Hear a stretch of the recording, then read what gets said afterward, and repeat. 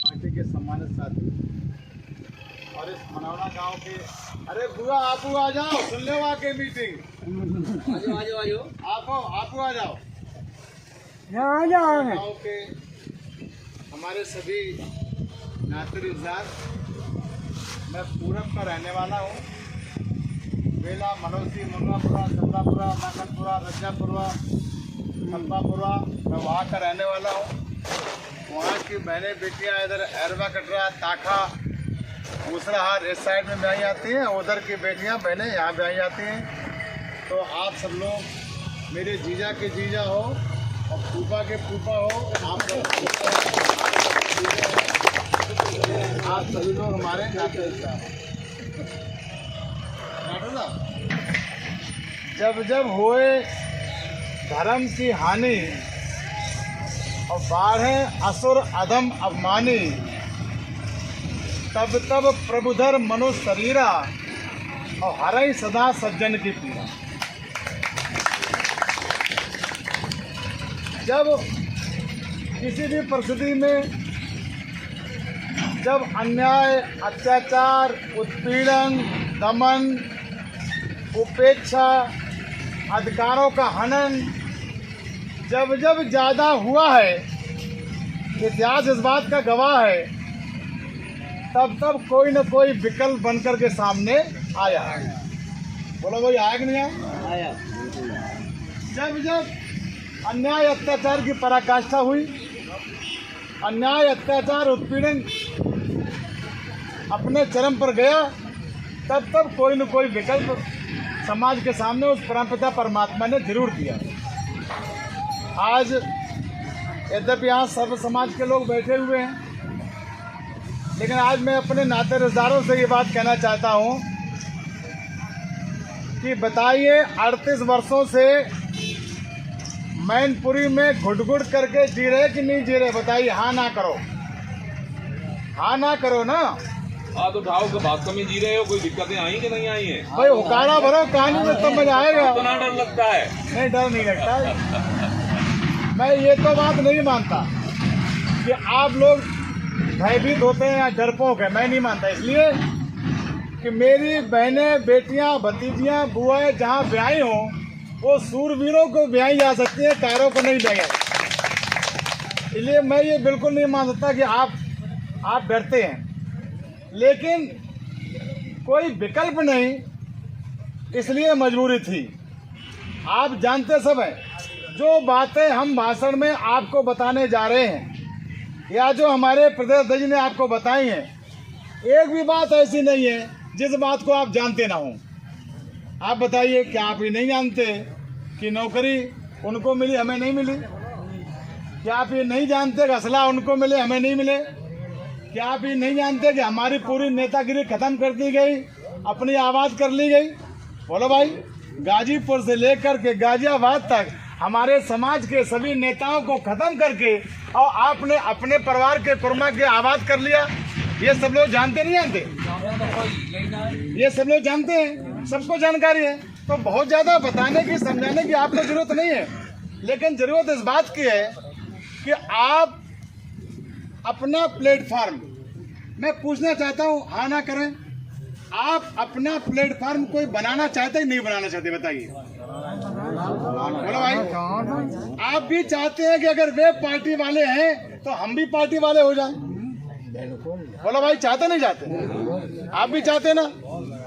तो अगर आप भी चाहते हैं कि पार्टी वाले हैं, तो उन्होंने तो अपने बस में 4-4 बार की सरकारों में आप नहीं बनवाई, 90% वोट आपका है, आप नहीं 4-4 बार की सरकार बनाई।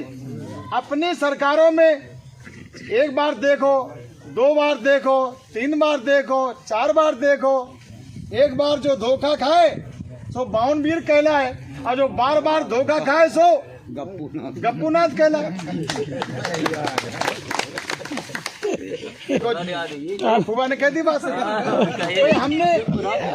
हमने एक बार धोखा खाया, सरकार बनवाई, हमें आपने कुछ नहीं दिया, अपनों को दे दिया। दूसरी बार सरकार बनवाई, तीसरा बनवाई, 4 बार बनवाई। अच्छा, हम अपने नौजवानों से सबसे ये पूछना चाहते हैं कि 38 साल पूरा बीत जाने के बाद 38 साल पहले सफाई क्या थी और आज सफाई क्या है, ये किसने बनाया? बोलो आपने तो बनाया। और 38 साल पहले आप क्या थे और अब आप क्या हैं? हम तो जो तब आते सो याद है। ना दादा गहरे में तब नहीं थे, तब तो आप औरावर, भारो, रूपधनी, इनमें सब में राजे रजवाड़े हुआ करते थे। तब तो आपके ही नेता हुआ करते थे। उल्टा हो गया ना। यानी कि हम ये साफ साफ मान लें कि जैसे जैसे हमारे द्वारा सैफई परिवार को बढ़ाया गया है, वैसे ही वैसे सैफई परिवार ने हमारे समाज को बर्बाद करने का काम किया है। इस बात से सहमत है, नहीं सहमत है? अब उन्होंने एक ऐसा विकल्प, ऐसी परिस्थिति पैदा कर दी कि ना बसपा हमें अपना मानती, ना भाजपा हमें अपना मानती।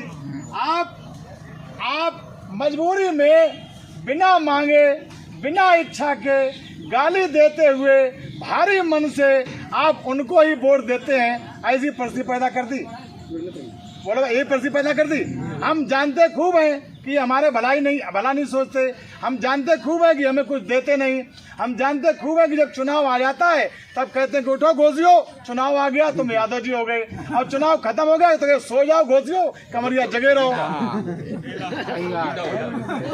बताओ भाई। और जैसे ही चुनाव आया बोले यादव जी खड़े हो जाओ, मेरी नाक की इज्जत वाली बात है। और जैसे चुनाव खत्म हो गया, उनकी नाक बच गई, तो कहते अब घुसी जाओ, सो जाओ, कमरिया जगाओ माल पानी के लिए। अच्छा बताइए गलत करें, बताइए बात यही है कि नहीं है? तो आखिर में हम ऐसे भोंदुआ कब तक बने रहेंगे? अब होता क्या है, हमारे लोगों को नशा क्या है? मेरी बात सुन लो ध्यान से, मेरी बात ध्यान सुन लीजिए। नातेदारों, मानना ना मानना आपका काम है, अपनी बात रखना, वकालत करना ये मेरा काम है। उन्होंने ऐसी स्थिति पैदा कर दी कि आप हार जीत का गोला भाग लगाने लगे। आप जिस दिन हार जीत का गोला भाग लगाना बंद कर दो, उस दिन आपकी व्यवस्था ठीक हो जाएगी। अरे क्षमा सोबती उस भुजंग को जिसके पास गरल हो, और उसको क्या जो दंतहीन, बेसीना और निर्बल हो। काले पन्या साहब के पीठ में पन्या साहब जा रहा था, आपके पैर पड़ गया। पन्या साहब ने कहा कि होश में जाओ, हमने आज छोड़ दिया आपको, नहीं तो बिल्कुल दिमाग सही कर देते। तो आपकी दिमाग ये तो है तो पन्या ही, जो कहा हमारा दिमाग ठीक करे, एक पैर और रख ले, सब का बिगाड़ लिए तो हम ले एक पैर और रख रहे। काले नांग की पूंछ छू जाए थोड़ी सी और फनफना करके ऊपर जीभ लपर लपर करते हुए छाती पे आ जाए तो ऊपर से लेकर के नीचे तक पसीना आ जाता। एक गौरी मैया, गणेश भैया, पार्वती मैया सब याद आ जाती है कि आज बचा लो जान।